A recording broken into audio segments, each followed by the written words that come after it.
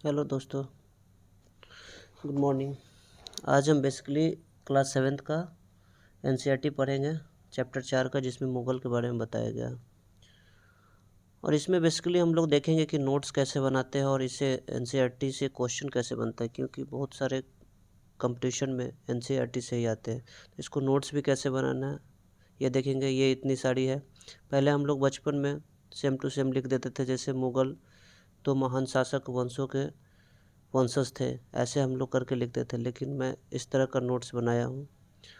पहले मैं बनाता था, और इसके बाद जो इसमें दृष्टि आईएएस का जो बुक है उसमें दिया है कि जो भी एनसीईआरटी है उससे कैसे ऑब्जेक्टिव बनाते हैं। क्योंकि मैं दृष्टि का बुक पढ़ा हूँ तो इससे मुझे आइडिया मिल गया। तो आज हम ये थोड़ा पढ़ेंगे, उसके बाद नोट्स कैसे बनाएंगे उस पर हम लोग डिस्कस करेंगे।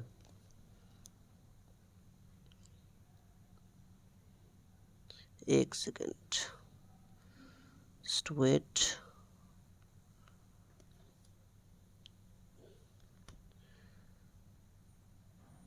Now start. देखिए दोस्तों, इस एक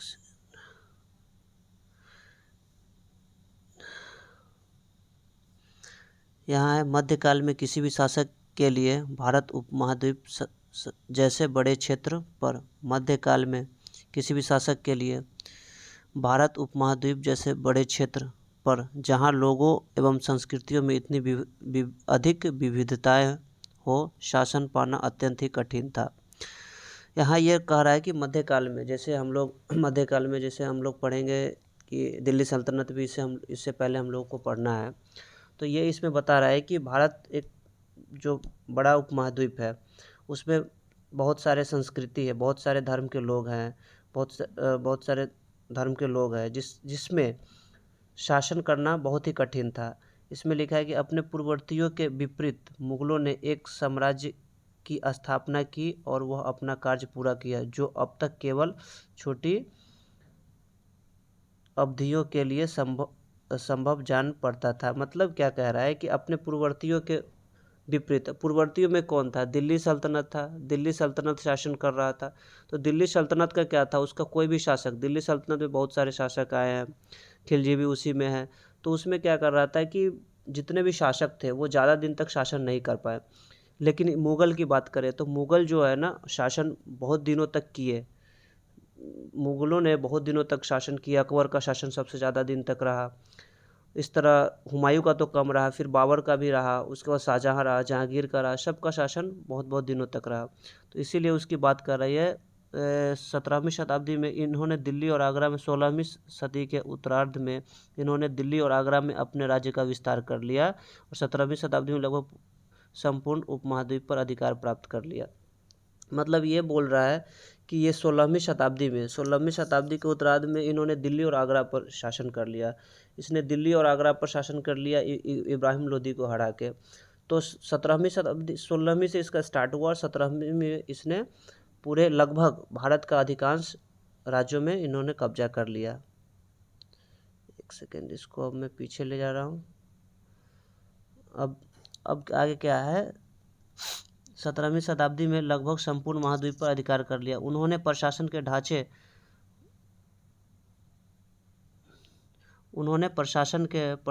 ढांचे तथा शासन संबंधी जो विचार लागू किए वो उनके राज्य के पतन के बाद भी टिके रहे।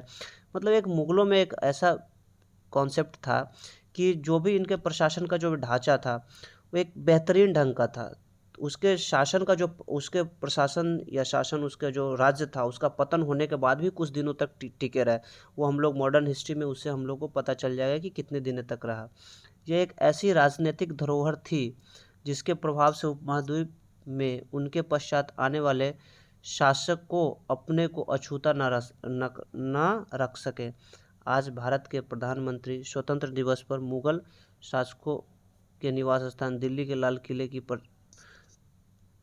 प्राचीर से राष्ट्र को संबोधित कर रही है। ये तो इमेज है, ये वो इमेज है, मैंने हटा दिया। अब यहाँ मुद्दा आ रहा है कि इस पे हम लोग बात करेंगे मुगल कौन थे। देखो, मुगल की बात करेंगे तो मुगल कौन थे? मुगल जो है ना, मुगल दो महान शासक वंशों के वंशज से बना है। मुग़ल जो है 2 महान शासक थे। अब मैं आगे मैं नोट्स बनाया हूँ, उसमें मैं दिखाऊँगा कि नोट्स कैसे बनाते हैं। देखिए, ये जो इतनी सारी बातें हैं ना, इतना अगर मैं सेम टू सेम लिखेंगे, वर्ड में ही लिखेंगे, तो हम लोग उसको रिवाइज़ नहीं कर पाएंगे। इन द सेंस हम लोग, अगर हम लोग को बहुत सारा एग्ज़ाम है, नज़दीक एग्ज़ाम है और बहुत सारे चीज़ें पढ़ना है, तो हम लोग पिक्चोरियल के फॉर्म में अगर नोट्स बनाते हैं तो definitely we will revise within a minute.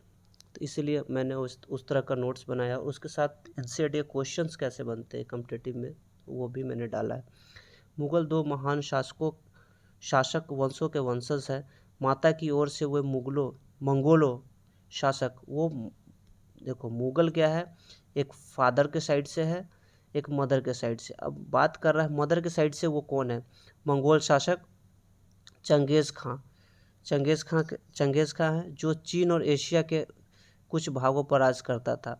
वो माता की ओर से मंगोल है, और मंगोल का शासक कौन था? चंगेज़ खां था। और चंगेज़ खां क्या था कि वो लगभग चीन और मध्य एशिया के लगभग कुछ भागों पर वो राज करता था, के उत्तराधिकारी थे। ठीक है। पिता की ओर से हुए, अब बात आई पिता की ओर से। पिता की ओर से मुग़ल कौन है? पिता की ओर से हुए ईरान, इराक एवं तुर्की के शासक तैमूर, जिसकी मृत्यु 1404 में हो गई। वो पिता की ओर से तैमूर वंश का है और माता की ओर से मंगोल वंश का है। कौन? मुग़ल। परंतु मुग़ल अपने को मुग़ल या मंगोल कहलवाना पसंद नहीं करते। वो मुग़ल या मंगोल कहलवाना पसंद नहीं करते, क्योंकि मंगोलों का जो है ना हिस्ट्री बहुत ही ख़राब है। उन्हें बहुत सारा उनकी जो यादें हैं ना बहुत बेकार है। उन्होंने बहुत सारा नरसंहार किया है, इसलिए ऐसा कहा जाता है। और इसने तैमूर की साइड से इसलिए वो कहलवाना पसंद करते हैं कि 1398 में ही वो तैमूर ने दिल्ली पर शासन कर लिया था। अब देखते हैं इसमें क्या लिखा है। ऐसा इसलिए था कि क्योंकि चंगेज़ खां से जुड़ी स्मृतियाँ सैकड़ों व्यक्तियों के नरसंहार से संबंधित है। और दूसरी तरफ क्या है?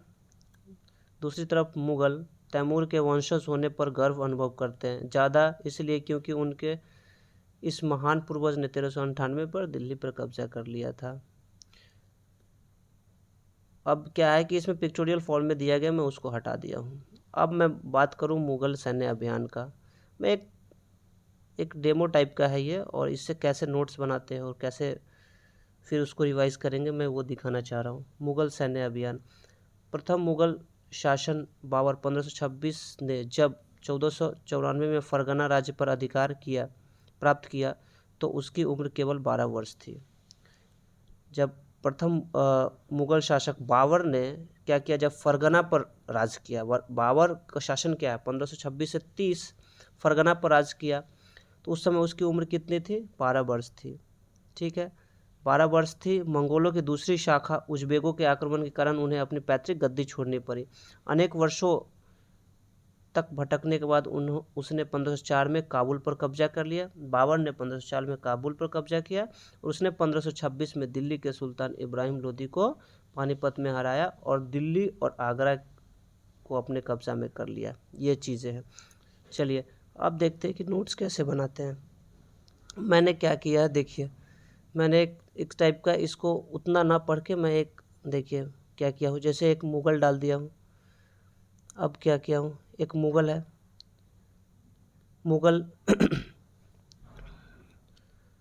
मुग़ल है। अब क्या किया है कि मुग़ल यहाँ ये 2 कर दिया है, 2 लिख दिया है, और ये इसका मतलब एक साइन कर दिया इम्पोर्टेंट। मैं यहाँ दे दिया हूँ किसका क्या साइन है। उसके बाद इसका मतलब ये शासक लिख दिया है, क्योंकि इतना शासक लिखेंगे फिर मतलब हम लोगों को याद करना या पढ़ने में थोड़ा परेशानी तो नहीं, लेकिन जब हम लोग रिवीजन करते थे अगर पिक्टोरियल फॉर्म में, तो हम लोग उस समय हम लोग को सोचना, अगर हम लोग सोचते हैं तो उससे और ज़्यादा रिवाइज होता है। अगर शासक लिखा होता हम लोग जस्ट पढ़ेंगे शासक ये, अगर ये पिक्टोरियल अच्छा क्या था सोचेंगे, उससे बहुत कुछ चीज़ें रिवाइज हो जाएगी। वैसे ही मैं किया हूँ। मुग़ल क्या है, ये 2 इसका मतलब इम्पोर्टेंट हो गया, ये इसका मतलब शासक, मतलब दो महत्वपूर्ण शासक से बना है, दो महत्वपूर्ण शासक से। अब मैं इसको देखिए डिवाइड किया, पिता की ओर से क्या किया हूँ मैं, एक सेकेंड। अब माता की ओर से, पहले मैं माता की ओर से बात कर लेता हूँ। तो माता की ओर से इसको मैंने किया, माता की ओर से ये चंगेज़ खां, चंगेज़ खां लिखा, इससे मुझे पता चल जाएगा कि चंगेज़ खां था। चंगेज़ खां किधर से, माता की ओर से। और चंगेज़ खां कहाँ का था, वो मंगोल शासक था। चंगेज़ खां कहाँ का था, मंगोल। और चंगेज़, अब ये मैं उत्तराधिकारी लिखा हूँ, ये उत्तराधिकारी क्या है, चंगेज़ खां कहाँ का उत्तराधिकारी था, अब उत्तराधिकारी लिखा हूँ। अब चंगेज़ खां कहाँ का उत्तराधिकारी था, तो चीन और एशिया का। देखिए यहाँ पे एक सेकेंड, यहाँ पे चीन और एशिया लिखा है, और इसका साइन का मतलब ये है कि ये पूरे पार्ट है, इसमें से कुछ भाग पे ही इसका उत्तराधिकार था, किसका, चंगेज़ खां था। चंगेज़ खां कहाँ का था, मंगोल शासक, और मंगोल शासक जो था ये बाबर का माता की ओर से था। ठीक है, अब पिता की ओर से देखिए मैं क्या किया हूँ, पिता की ओर से, अब पिता की ओर से किया हूँ कि ये एक पिता की ओर से वो तैमूर का वंश था, तैमूर का वंश था। अब ये तैमूर, ये तो इसका मतलब शासक हो गया। और तैमूर कहाँ का शासक है, WHR मतलब वेयर, कहाँ का शासक है, तो देखिए तैमूर है, तैमूर कहाँ का शासक है, एक सेकेंड, सॉरी डिस्टर्बेंस के लिए।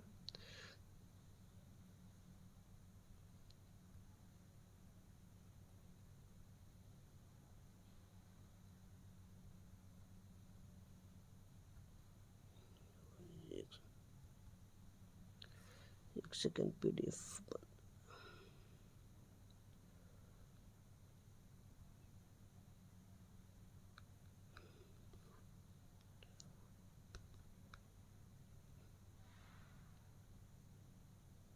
अब देखिए तैमूर कहाँ का शासक है, तैमूर ईरान का शासक है, इराक का शासक है, वर्तमान में तुर्की का शासक है। मतलब तैमूर जो है, तैमूर वंशज तीन जगह का उत्तराधिकार है, ईरान का है, इराक का और यहाँ।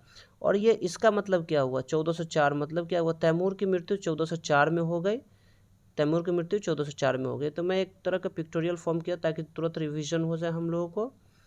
और उसके बाद ये हो गया। अब मुग़ल, अब फर्स्ट, इसका मतलब क्या है, अब मैंने ये मुग़ल दे के यहाँ फर्स्ट दिया है और यहाँ शासक दिया है, तो इसका मतलब क्या है मैं बता रहा हूँ। यह क्या है कि ये बाबर मुग़ल का पहला शासक, ये इसका मतलब हो गया, इसका मतलब हो गया मैं शासक। तो फर्स्ट शासक कौन था, बाबर था। बाबर का शासनकाल क्या था, 1526 से 1530। ठीक है, अब 1526 से 1530 हो गया। तो उसके बाद अब देखिए, अब ये बाबर, यहाँ बाबर क्या था, उत्तराधिकार था। उत्तराधिकार कहाँ का, WHR वेयर कहाँ का था, फरगना का उत्तराधिकार बना। कब बना, WHN कब बना था, 1494 में बना। तो जब वो बना तो उसका उम्र कितना था, 12 वर्ष। तो यहाँ से हमको ये लिखने की ज़रूरत नहीं कि जब वो फरगना का उत्तराधिकार बना तो उसकी उम्र 12 वर्ष थी, इतना लिखने में हम लोग को बहुत सारा लाइनें हो जाएगा, लेकिन हम लोग इस तरह से कर लेंगे। अब देखिए, अब फिर 1504 में क्या हुआ, 1504 में क्या हुआ, काबुल पर केबी मतलब कब्जा कर लिया, 1504 में कब्जा कर लिया काबुल पर। अब देखिए, और एक और चीज़, अब देखिए ये 1526 लिखा हुआ, 1526 में इब्राहिम लोदी, इब्राहिम लोदी ये दिया हुआ है। इब्राहिम लोदी की मैं बात करें, एक पॉइंट ले लिया, इब्राहिम लोदी की बात करें तो ये दिल्ली का शासक था। ये DL है, मतलब दिल्ली का शासक है, ये इसका मतलब शासक है। इब्राहिम लोदी कहाँ का शासक था, दिल्ली का शासक था। इब्राहिम लोदी के पानीपत का युद्ध हुआ, किसके किसके बीच में, बाबर और इब्राहिम लोदी के बीच में। कब हुआ, 1526 में। ठीक है, और फिर क्या किया, फिर बाबर ने 1528 में क्या किया, बाबर चंदेरी का युद्ध लड़ा। फिर 1527 में क्या किया, खानवा का युद्ध लड़ा। अब खानवा का युद्ध किसके किसके बीच हुआ, राणा संगा और बाबर के बीच, जिसमें ये कर दिया, इसका मतलब ये राणा संगा हार गया, बाबर जीत गया। तो इस तरह हम नोट्स बनाते हैं, इस तरह हम नोट्स बनाते हैं। अब देखिए इसमें इस तरह का ऑब्जेक्टिव इसमें कैसा बनता है, ये दृष्टि IAS का है जो NCERT से ऑब्जेक्टिव बनाया है। देखते हैं कि मुगलों के संदर्भ में निम्न कथनों पर विचार कीजिए। पहला, मुगल दो महान शासक के वंशज थे। दूसरा, मुगल माता की ओर से मंगोल शासक चंगेज़ खां के वंशज तथा पिता की ओर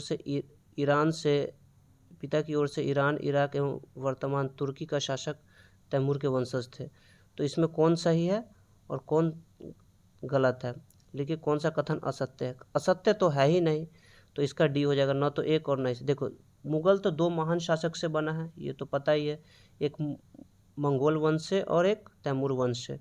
मुगल दो महान शासक वंशों के वंशज से बना। माता की ओर से मंगोल जो चीन और मध्य एशिया के मंगोल शासक चंगेज खां के वंशज थे, तथा पिता की ओर से ईरान, इराक एवं वर्तमान तुर्की के तैमूर शासक थे। देखिए between the line, read between the line पढ़ने पर हम लोग को ऑब्जेक्टिव भी बन जाएगा, और हम लोग इस तरह का नोट्स बनाएंगे ना तो रिवीजन करने में हम लोग को बहुत आसानी होगा।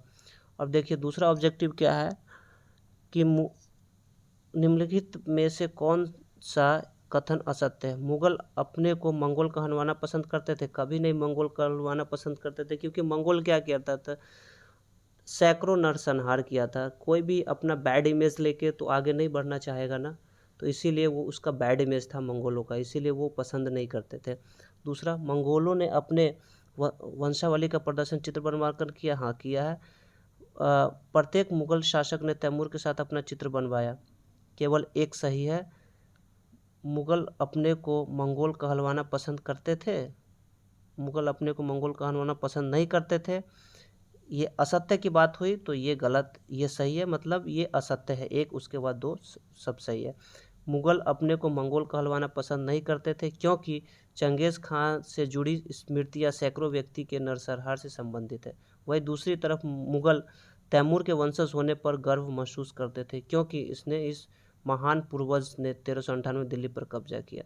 और एक और क्वेश्चन है इसका, 1526 में दिल्ली के सुल्तान इब्राहिम लोदी एवं बाबर के बीच हुए पानीपत के युद्ध के बाद बाबर ने कौन सा क्षेत्रों पर अपना कब्जा कर लिया। तो बाबर ने कौन सा क्षेत्रों पर कब्जा कर लिया, दिल्ली एवं आगरा पर कब्जा किया। देखिए मैं शॉर्ट नोट्स में बनाया हूँ कौन सा क्षेत्रों पर कब्जा किया।